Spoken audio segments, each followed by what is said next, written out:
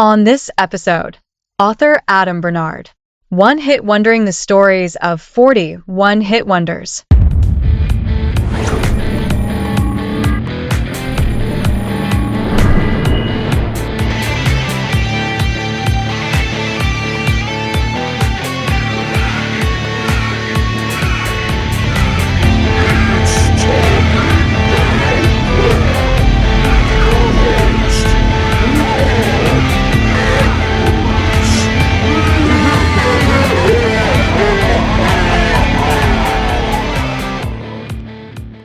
All right, today's guest is a music industry veteran who's been working in media since 2000.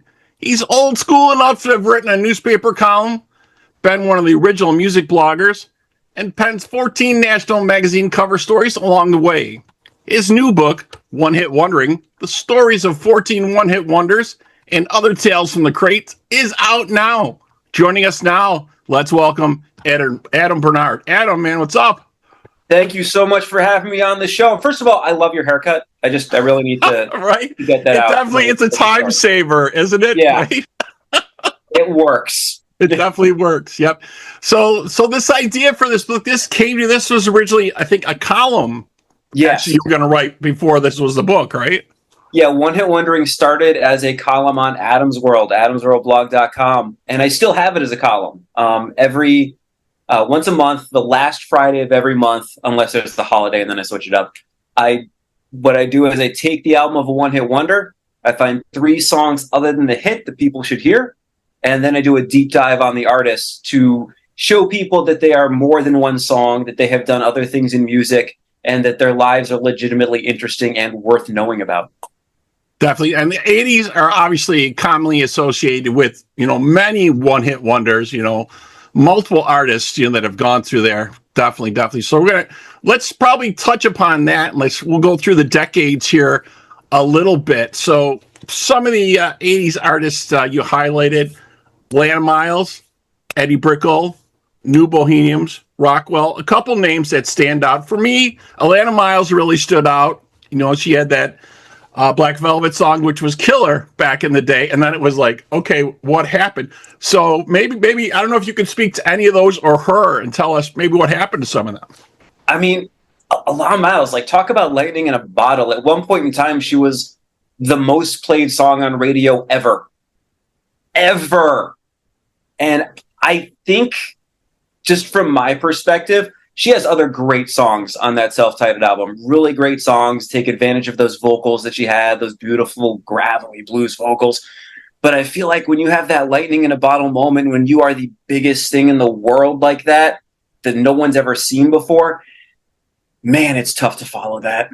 I was going to say, that's got to be so much pressure for the artist, right? So the record company's like, okay, you can do this again. When are you doing it again? Because you need to do it. I remember I was reading Peter Frampton's autobiography. He mentions when, his album that took over everything, and his manager called him up and he's like, "You have the number 1 album." He goes, "That's great." He goes, No, ever. He goes, "You've got the most sales ever." And apparently Frampton's first thought was, I can't follow this. Right. How am I gonna, you can't follow the biggest ever. Anything else is going to be a letdown. So Atlanta Miles is such a perfect example of this artist who has this perfect song and other great songs that ended up getting ignored because of that one perfect song. Yeah, definitely. So let's go forward a little bit into the 90s. Obviously, the early 90s boom, the CD era excess, labels splintering, throwing money at diverse acts. Things were a little different and a little crazy going on there in that time period. You know what I mean? What was happening? How would you kind of describe that era yourself a little bit?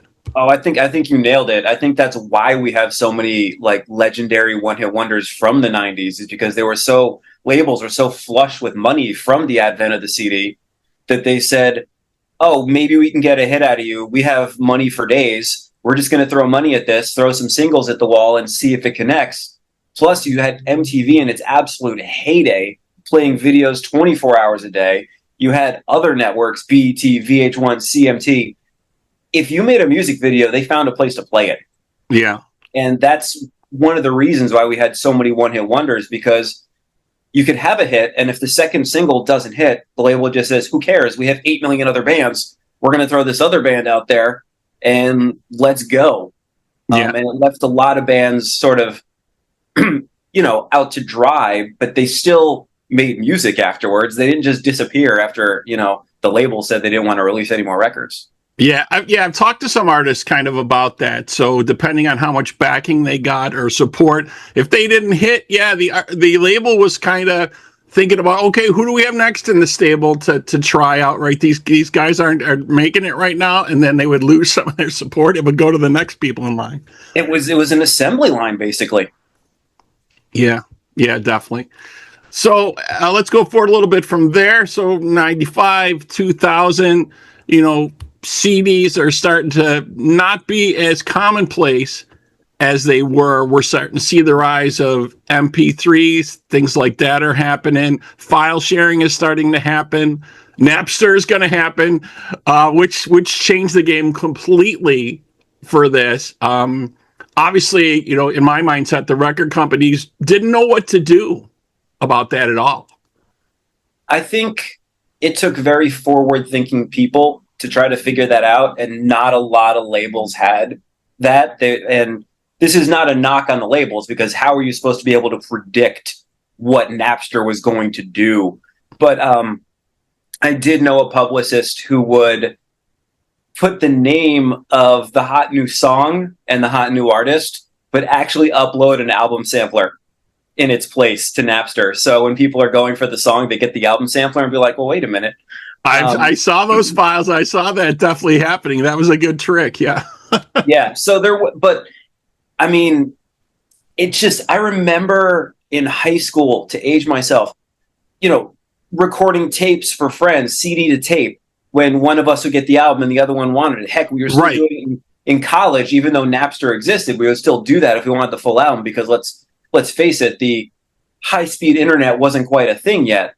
So I remember doing that, but doing that on a international level with high-speed internet, no one could have predicted that would happen. And it changed everything, and I'm not sure the music industry reacted necessarily properly to it. But also, it's very easy to say that in hindsight. Right. Oh, they're not looking at their books. Yeah. I think they thought, this is going to just be another bump in the road. It's going to, it's going to change back, and they wanted to keep kind of doing business as usual. I was hoping they were going to see the light, and was like, okay, so maybe we'll have a Warner Brothers site, and you want to stream stuff or get stuff from your Warner Brothers artist, you go to their site or whatever, EMI or Atlantic or whoever. And obviously somebody realized it eventually. Steve Jobs realized that with iTunes, right? And now it's all gone to streaming, And you know what? You might still be right in the future, because all those streaming sites have contracts with labels, and a label could decide, you know what? We want more of the piece of the pie. Yeah, I'm sure we're going to see that at some point. The artist is not going to see that. Oh, no, not at all. Of course, the artist always gets screwed. My friend Jake Palumbo, Space Lab Recordings, always says, if you think this is bad for artists, wait till you see what they come up with next. Yeah. Because it's not going to get better. Yeah, there's definitely some scary stuff coming up down the line. Obviously, as we're seeing the rise of AI, artificial artists, they're creating, these artists supposedly with this music, and then feeding the music back to different AIs and things like that. It's really weird and scary where that might head. I'm sure you've received those press releases too about the AI artists. And my big thing with those is, what does the rest of that publicist roster think of this? Because you can't have an AI artist without theft of another artist's work. So if you're a legitimate artist and you see your publicist is pushing an AI artist, your publicist is pushing the theft of your own work. Yeah. I don't understand how there's not more rebellion against that. And I'm obviously in the artist communities, there's incredible rebellion against it, but I hope there becomes full-on rebellion in just the listener community. I hope we don't accept it on streaming services. I hope that we get more services that are marking things as Yeah. AI, so we know not to listen. Yeah, obviously, I think iTunes was the first one to say that we're going to label anything that's, AI, we're going to have it labeled. I haven't seen that the other services are following suit, but I'm sure they will. They definitely will follow suit with that and show all that. But the thing that concerns me with that is the younger generation being more acceptable of new technology. Are they going to accept that? Right? Because now we're in a space now where it's acceptable for bands to play music from their laptops. Right? Yeah. That's like when you are an indie artist coming up and you don't even have the money to pay a band. I'm like, okay, you can go to your laptop as long as you're on your guitar. But at a certain point in time, it's that's worse than rapping over your vocals. That's just, I mean, come on, you're there to give someone a show. I do think there is going to be some rebellion in the current younger generation, because from everything I've read, they seem to be embracing ownership of artwork again. And, there's a little bit of a bump in CDs, just like there was a bump in vinyl. Right. That's what they're saying. CDs are bumping. And actually, we're seeing cassette tapes coming back. That's weird. That. Yeah. That's just weird. Like, listen, I way back in the day, I did write a column in defense of the cassette tape, because I do feel that it was the most difficult format for an artist to release an album, because, we weren't able to skip anything. So if they only had one good song, we weren't listening to that. We weren't listening to the album. So that was the toughest format for an artist. But as a listener, man, that was a terrible format. Yeah, definitely. So let's get back to the topic here, the One Hit Wonders book. Maybe we can go through a couple of them here, and maybe you could tell our audience, give us a little bit more insight. Obviously, I'm from the 80s generation, so that's kind of where my One Hit Wonders came up. So one of the bands that always come to mind is Quarter Flash. They had the song "Harden My Heart" that came out. That was pretty big hit for them. They did have another song or two after that, but after that, I kind of think they faded away. And another one is Survivor, which was huge, right? Eye of the Tiger. They did, and again, they did have another song or two after that, that did well, but not that precipice again, Yeah, that was that trend of the 80s when I started researching a lot of them. I was born in 78, so I grew up in the 80s and 90s. The trend of the 80s was the artists we think are one-hit wonders that actually somehow had another top 20 hit. Right. When I was looking up London Beat, I've been thinking about you. All of a sudden, they had another song that hit number 19. I was like, we don't recall that. Right. Maybe there wasn't enough push behind it. We didn't know, right? There wasn't enough marketing to know. And also, when you start calling a band, it's that prophecy of, we will now ignore the other songs, Right. which I find fascinating, because people will genuinely refer to Men Without Hats as a one-hit wonder, while they actually Right. had a song that was bigger than the Safety Dance. When Pop Goes the World was bigger. It was a number one song. It just sounds nothing like it. And when I'm doing that sort of research, it's fascinating to me how we've given bands labels, and it really happened mostly in the 80s. And maybe it's just the distance of time, but there are these great artists who had multiple hits. Even Aha, Take on Me, obviously one of the greatest songs. Right, breakthrough video on MTV. Obviously, they're memorialized for that. Yep. And then they had The Sun Always Shines on TV, which was another. I don't know if you want to call it a hit, but it cracked the top 40. It had a video. And I remember I was writing a column I sometimes do columns on old top 40s. And that was in there. And a buddy of mine hit me up afterwards. He's like, I thought I knew every song from the 80s, but I'd never heard that Aha song. And it was somehow in the top 40. Right. So we somehow, maybe not somehow, maybe it's intentional that, radio programmers only have a certain amount of time. And they say, well, we're picking this song out. So that's why we remember the one song rather than any of the others. Yeah. And I think it's really about the push and the marketing that I've just come to notice that within the last, probably 10 to 15 years. So much of the music that you like is because there's been repetition behind it. You've heard it so many times.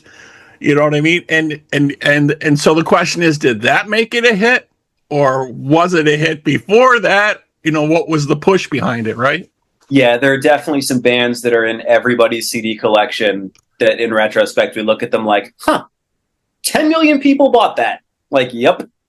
And not to say this is as the bands are bad, because listen, Hootie and the Blowfish are a legitimate band. Darius Rucker is a legitimate, great singer and songwriter. But Cracked Review was in literally everyone's CD collection because we heard Hootie and the Blowfish 17 times a day. Yeah. So whether or not we liked them to begin with, we damn sure were going to hold your hand. We were, the Dolphins are going to make us cry. We still know all those lyrics. Yeah, and I can't remember the last time I heard that name with a song being played. I cannot, Darius is still doing his thing in the country world. I think he says he's going to stop touring in 2 years, but he's like 60 now, so he's more than earned any vacation he wants to take. Yeah, but yeah, it just fascinates me with that. Like you're saying, you hear some of these, and the folks don't realize they still had a lot of other good music if you give them a chance, and that's what you've done here. Like you were saying, you went back, you listened to these albums, and you found out, there's a lot more to these artists than the one song that maybe got the big push, that maybe hit at the right time, that maybe had the right sound, whatever you want to call it. Yeah, absolutely, and that was the birth of the column. I love diving into dollar bins, whether it's CDs or vinyl, and that's where you'll find the majority of one-hit wonders. And that's not a knock on them as artists. That's because so many people bought the album for the one hit. And in the CD era, for those who weren't alive during it, it was like $16 for a CD. And, when people made the switch to streaming, they kind of got rid of their CDs. So those CDs ended up in the dollar bin. And when you can pick them up for $1, get every single song, get the liner notes, as someone who is a true music nerd, I go through those liner notes.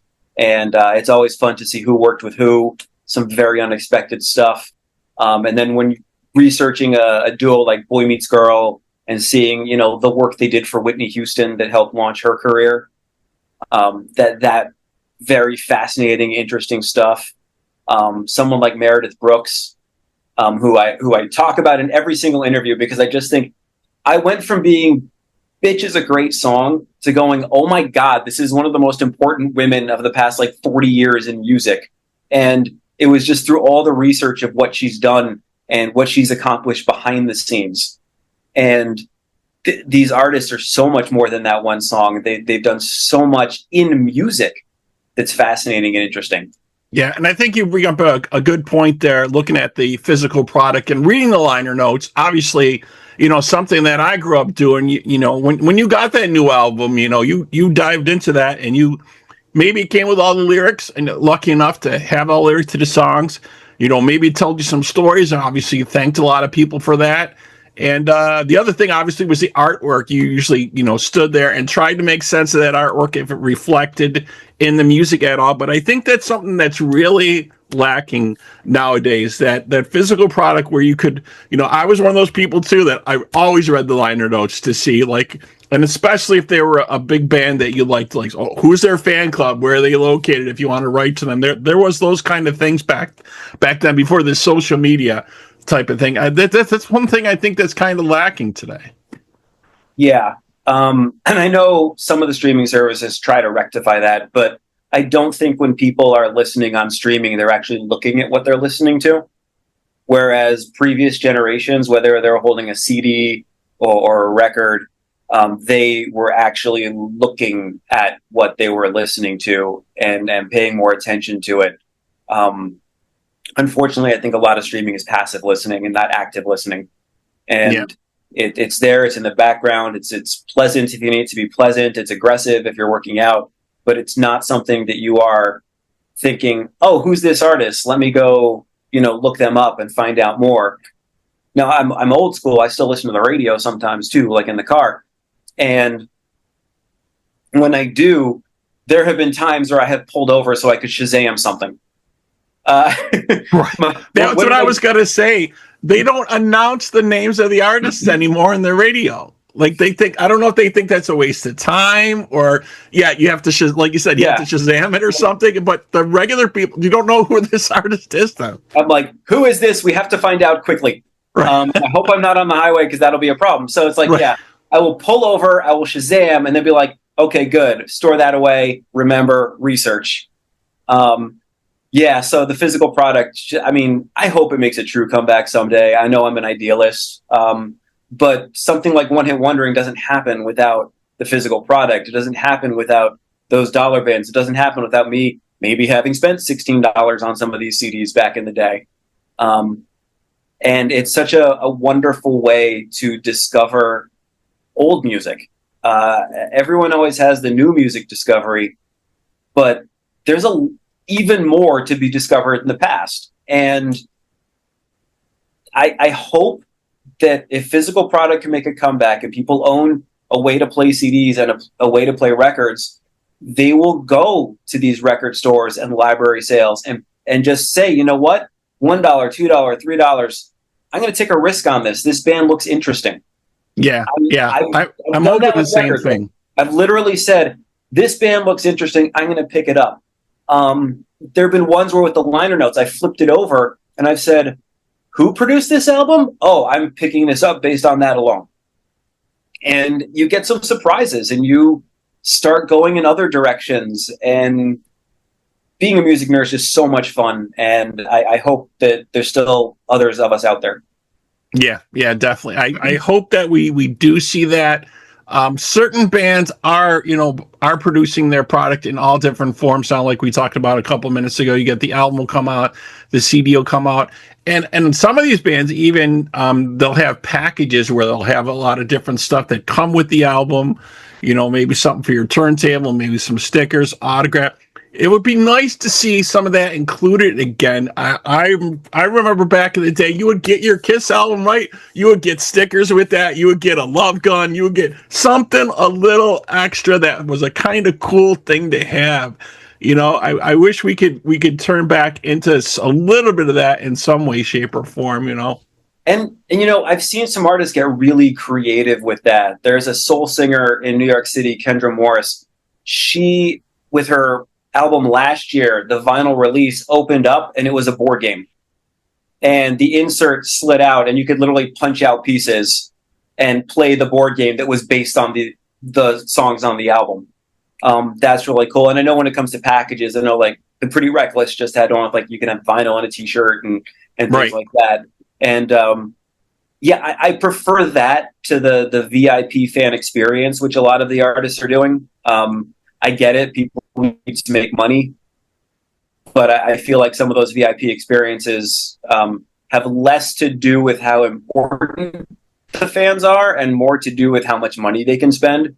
And I don't like the concept of importance being mixed in with money, because I feel like that the artist that bought your album on the first day but could only afford the album isn't less of a fan than the fan who bought it and then spends $400 to do a meet and greet. Yeah, definitely for sure. All right. So the book, One Hit Wondering, the stories of 40 one-hit wonders and other tales from the crate, like we were saying, is out now from Adam Bernard. Adam, thank you so much for being with us. Folks, check out this book. You will not be disappointed. Thank you so much for having me. I appreciate you, and keep doing what you're doing.